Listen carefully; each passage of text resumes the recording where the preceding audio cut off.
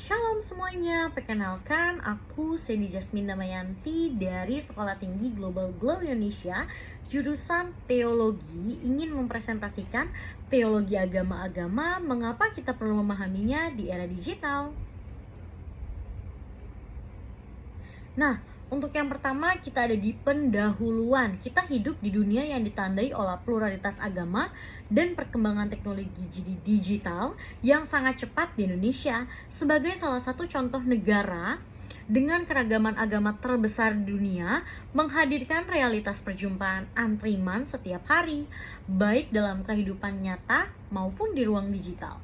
Perkembangan media sosial, internet, dan ruang digital telah mengubah cara manusia berkomunikasi, berinteraksi, bahkan beragama. Agama kini tidak hanya hadir di ruang ibadah, tetapi juga dalam bentuk konten, khotbah YouTube, diskusi di podcast, hingga debat di media sosial. Nah, untuk dalam konteks ini, teologi agama-agama menjadi penting untuk dipahami.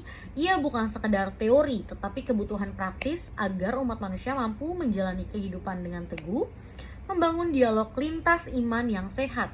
Yang ketiga, menghadirkan kesaksian Kristus secara bijak di ruang digital.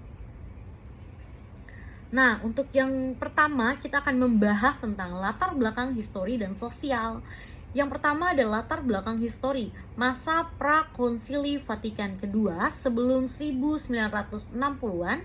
Pandangan pertama dominan, eksklusifme keselamatan hanya ada di dalam gereja. Moto yang kuat, extra ecclesiam nulla salus, di luar gereja tidak ada keselamatan. Relasi antar agama cenderung penuh ketegangan, kecurigaan, bahkan konflik. Konsili Vatikan II 1962 sampai 1965. Dokumen Nostra Aetate membuka jalan baru mengakui nilai kebenaran dalam agama-agama lain. Muncul paradigma baru yaitu dialog antar agama. Perubahan ini mempengaruhi teologi Kristen secara global termasuk di Indonesia.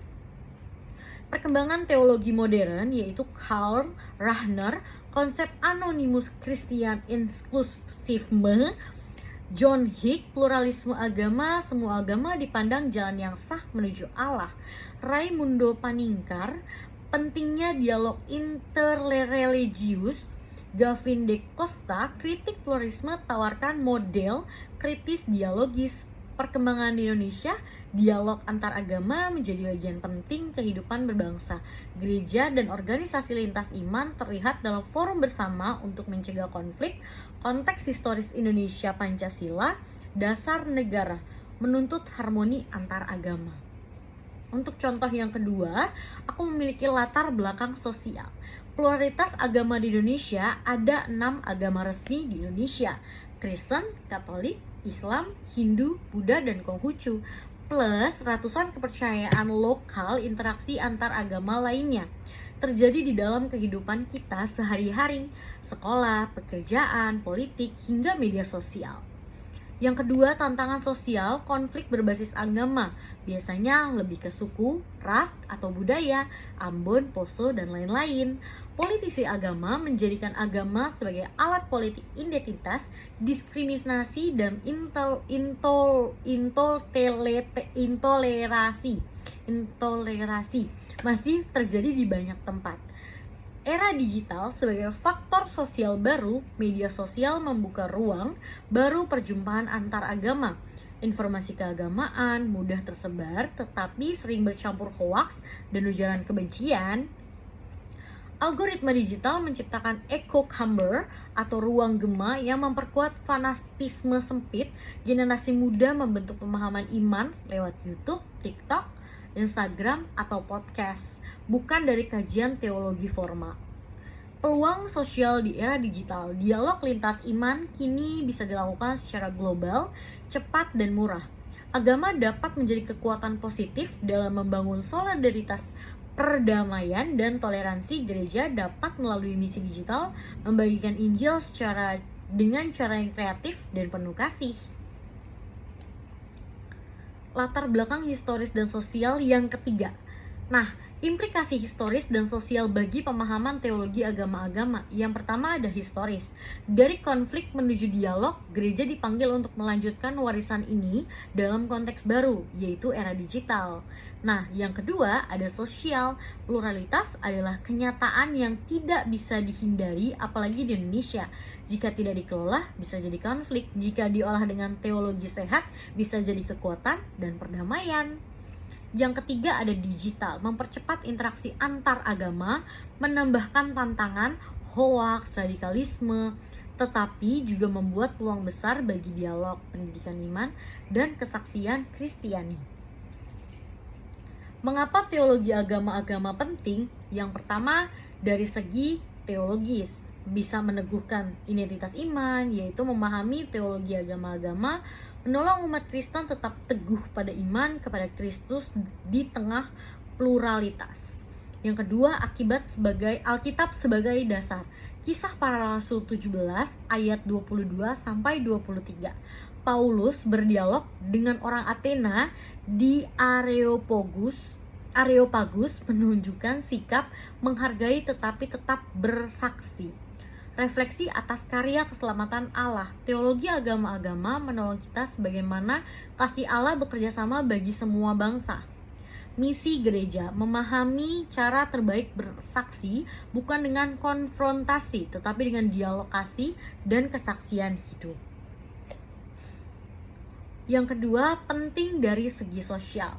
Pluralitas sebagai kenyataan hidup, Indonesia dan dunia modern adalah masyarakat majemuk. Tanpa pemahaman yang sehat, perbedaan mudah menjadi konflik. Mengurangi konflik dan intoleransi, teologi agama-agama menolong umat Kristen memahami perbedaan sebagai kesempatan berdialog, bukan ancaman. Membangun perdamaian dan solidaritas. Agama seharusnya jadi perekat, bukan pemecah. Dialog lintas iman memperkuat persaudaraan sebangsa dan tanah air. Pancasila sebagai dasar negara. Gereja yang memahami teologi agama-agama lebih siap berkontribusi pada kerukunan nasional. Mengapa teologi agama-agama penting? Yang ketiga adalah sangat penting di era digital. Akses informasi yang tanpa batas, umat Kristen khususnya generasi muda bisa mendapatkan informasi tentang agama melalui YouTube, TikTok, atau Instagram. Jika tidak dibekali teologi agama-agama, mereka rentan bingung, salah paham, atau terjebak fanatisme buta. Yang kedua, tantangan baru.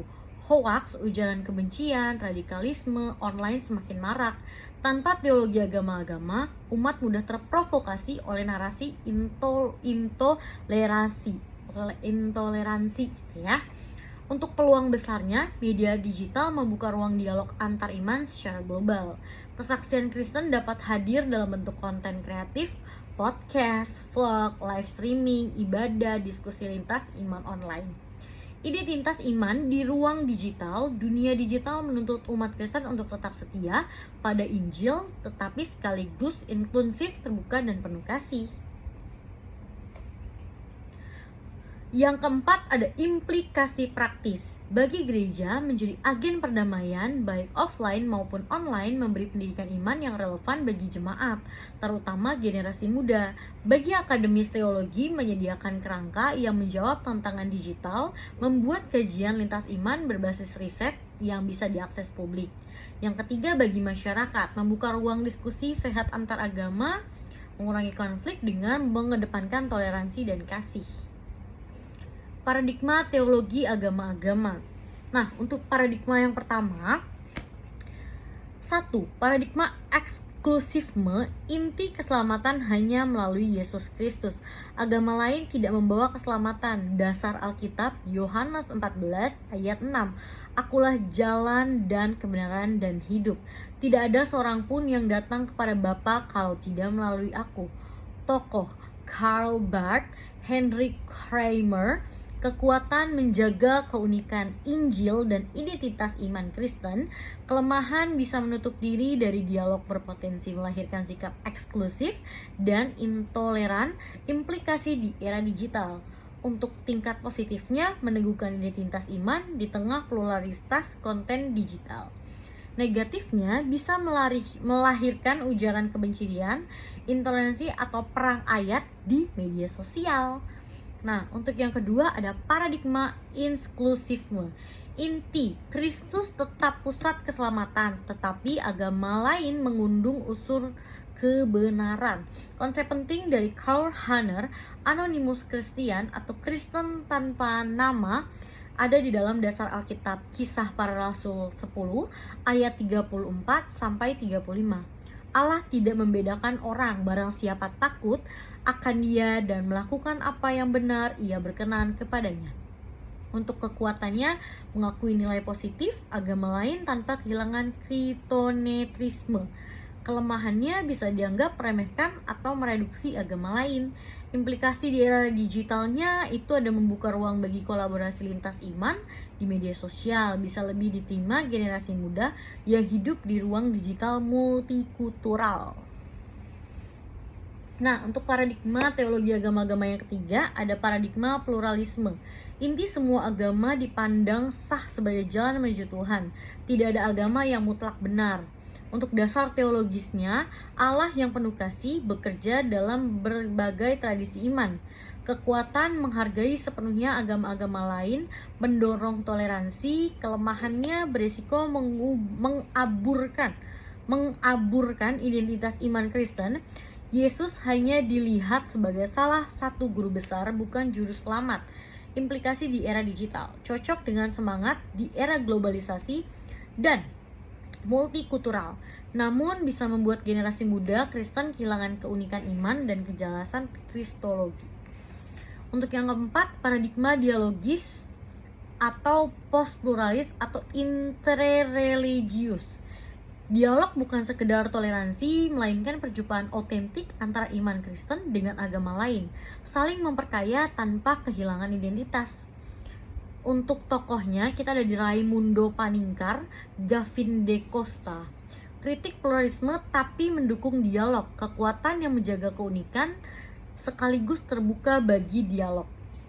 Kelemahan, menurut kedewasaan iman dan komitmen kuat agar tidak terombang-ambing. Konten digital bisa dipakai membangun interfaith collaboration, kolaborasi lintas iman, kampanye anti hoax, perdamaian solidaritas sosial. Untuk tantangan di era digital, kita ada satu, radikalisme online, penyebaran ideologi ekstrim lebih cepat lewat algoritma. Yang kedua ada hoax dan disinformasi agama. Banyak orang yang lebih percaya ustaz YouTube atau konten viral daripada sumber resmi. Yang ketiga ada komodifikasi agama. Agama dipakai untuk clickbait, viral, dan monetisasi. Yang keempat ada polarisasi digital, ada filter bubble dan echo chamber memperkuat fanatisme buta. Yang kelima ada erosi otoritas teologis. Influencer agama lebih percaya daripada pemimpin rohani yang sah. Peluang di era digital. Sebetulnya di era digital kita ini banyak banget nih yang perlu kita pelajari. Dialog lintas iman online seperti webinar, podcast, forum digital, misi, dan penginjilan kreatif. Kayak misalkan konten-konten kreatif, Reels, TikTok, vlog, e-course Alkitab. Sekarang kan banyak ya kalau kita lihat dari media sosial, ada yang namanya Alkitab online atau belajar secara online di dalam Alkitab. Itu lagi viral banget nih di media sosial. Nah, untuk yang kedua, pendidikan teologi digital. Modul online, kursus terbuka, aplikasi Alkitab interaktif. Kesaksian kasih Kristiani. Hadir di media sosial dengan etika yang membangun bukan menyerang. Banyak banget nih pendidikan teologi yang dilakukan secara digital yang hadir di media sosial dengan etika mereka yang membangun, dengan quotes-quotes yang mereka buat, itu sangat amat membangun untuk anak-anak muda di media sosial yang lebih banyak nge-scroll media sosial mungkin daripada kita langsung membaca di salah satu buku. Untuk studi kasusnya, hoax agama di WhatsApp memicu konflik horizontal. Konten viral toleransi memperkuat persaudaraan antar agama. Gereja online saat pandemi, bentuk nyata digital, eklesiologi. Sebenarnya untuk gereja online saat pandemi itu karena kita menjaga diri kita sendiri, tapi kita harus tetap menjaga diri kita dengan Tuhan. Caranya dengan kita beribadah secara online, dimanapun, kapanpun, dan di saat jam berapapun. Influencer Kristen dan Muslim berdialog via YouTube. Contoh dialog digital interfaith. Biasanya ada khotbah-khotbah dari live streaming, atau misalkan dari influencer Kristen yang membuat tema, quotes, presentasi, atau bisa juga mereka berkhotbah secara online melalui Instagram mereka dan berdiskusi secara online di dalam kolom komentar mereka. Landasan Alkitab dan implikasi praktis bagi gereja. Landasan Alkitab ada eksklusifme, ada di Yohanes 14 ayat 6 dan Kisah Para Rasul 4 ayat 12. Inklusifme 1 Timotius 2 ayat 4, Roma 2 ayat 14 sampai 16. Kasih, dialog dan kesaksian 1 Korintus 9 ayat 22. 1 Petrus 3 ayat 15. Kasih perdamaian Matius 5 ayat 9, Roma 12 ayat 18. Implikasi praktis bagi gereja. 1. Meningkatkan literasi digital jemaat. Ajar jemaat memilah konten rohani. Nah, banyak banget nih di media sosial yang kita tahu dan kita pahami, banyak orang yang mengaku atau membuat quotes-quotes secara digital melalui media sosial, tapi tidak berdasarkan dengan iman. Jadi asal comot, asal ambil dan langsung share aja. Gak semuanya yang kita di media sosial itu bisa kita baca dulu, kita memilah dan memilih mana quotes yang baik, mana quotes yang benar. Karena beberapa quotes ada yang menjatuhkan, ada juga yang membuat, oh ternyata ini saya banget ya, gitu. Nah, yang kedua, mendorong dialog lintas iman online, bukan hanya offline. Yang ketiga, mengembangkan konten kreatif. Teologi dalam bentuk sederhana, infografis, atau video singkat. Biasanya untuk mengembangkan konten kreatif, contohnya seperti membuat video dan membuat diskusi kecil melalui media sosial Instagram, tanya jawab, ngobrol, dan sharing itu bisa jadi salah satu tujuan. Nah, yang keempat, menjadi teladan etika digital, hadir sebagai saksi kasih Kristus di dunia maya. Banyak banget nih saksi-saksi Kristus yang katanya saksi Kristus, tapi bukan. Yang kelima ada misi holistik, tidak hanya pemberitaan Injil tapi juga aksi sosial, solidaritas, dan perdamaian. Nah, untuk kesimpulannya, aku memiliki realitas digital dan pluralisme. Era digital mempercepat interaksi antar agama, peluang dan tantangan.